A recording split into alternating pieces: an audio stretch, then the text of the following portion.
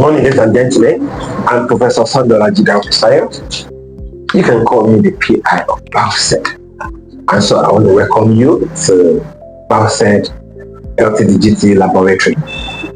This is a model laboratory that talks about what our ideal laboratory that is being prepared will look like. And I wish some of us can come around and be part of what we do here. So today, I'm with some of my students. Here is an IT student from the rest of you. Please introduce yourself to me. Good morning, viewers. I'm Precious Joshua, an IT student from the Department of Microbiology, University of Uyo. And the young man. Good morning, viewers. I'm Simon, student of Welcome. So today we're going to start from the elementary levels, and then we're going to be introducing to us our apparatuses. Sometimes some students from universities, because of the poor background and the underfunding of our tertiary institutions, some of them cannot confidently identify laboratory apparatuses. And so we have a glass funnel here, and then we can also have a plastic funnel. Okay, this is a plastic funnel. And then while we can use this routinely, sometimes we cannot use it to filter some particular solvents, because there can be reactions. And at very high temperature, you may not use plastic funnel because it will change the conformation. And so this glass funnel, there's still some chemicals you don't use glass funnel to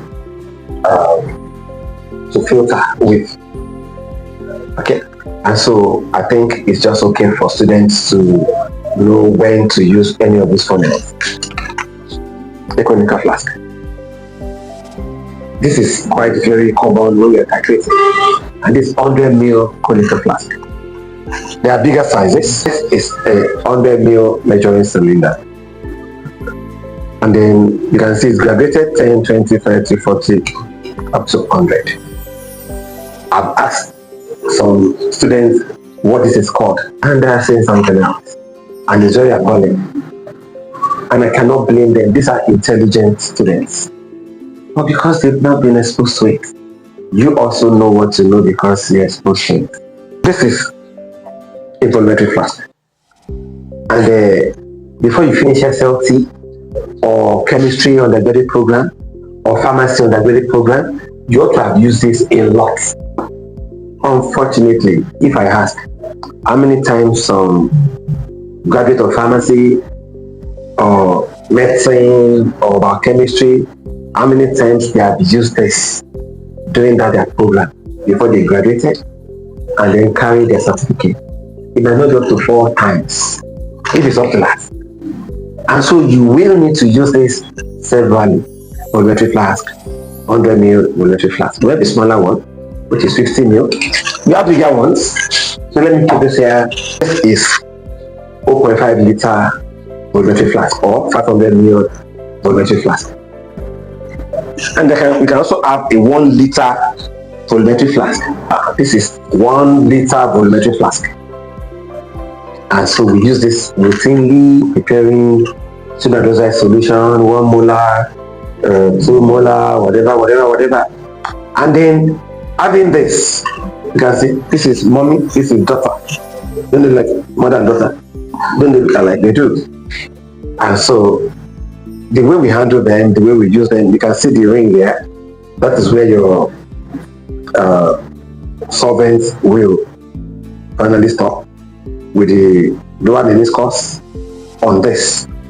And so we think students should use this routinely preparing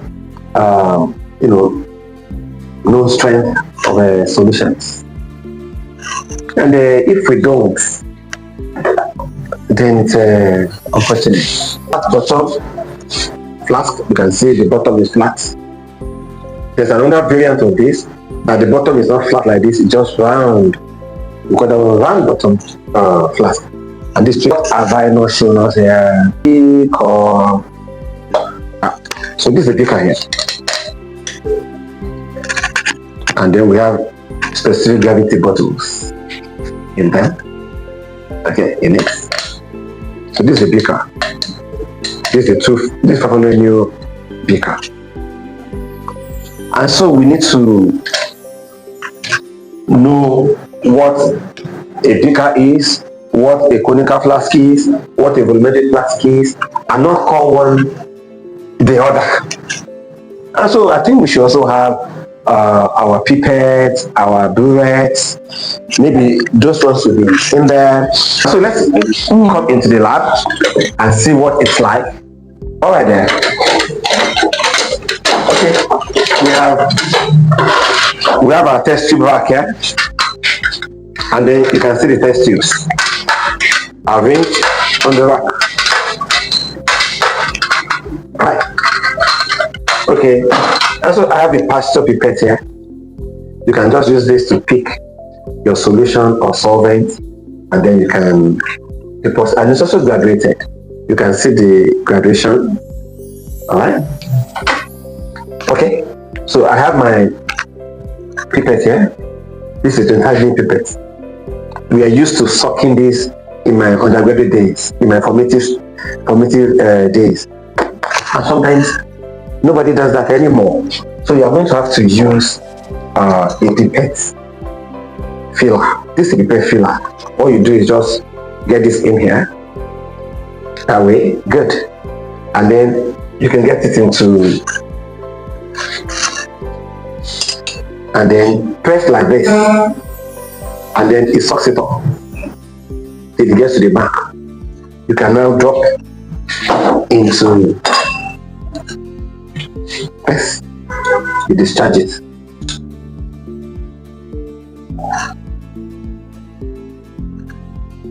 And then you've already taken. Right. So we have our micro pipette here. The micro pipette.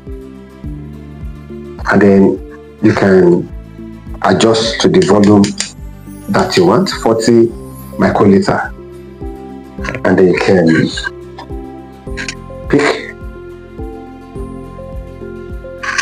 and then you can dispense.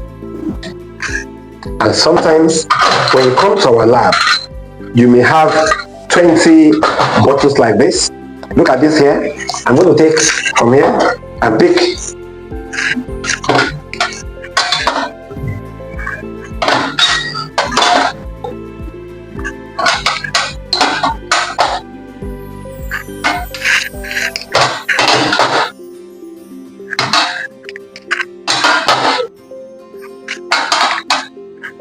Science is very interesting, you know. Very interesting. In our lab here, we analyze Coca-Cola, we analyze Pepsi. We want to find out if the sugar content or the acid content is just within permissible limits. We just don't want people to buy Coke. Nobody is checking. So if we have public analysts across the country, it will safeguard the health of our people. People take Coke, Fanta, just like that. Nobody is checking anything.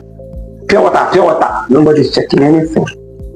And so we have record of gastroenteritis, some infections here and there all over the place.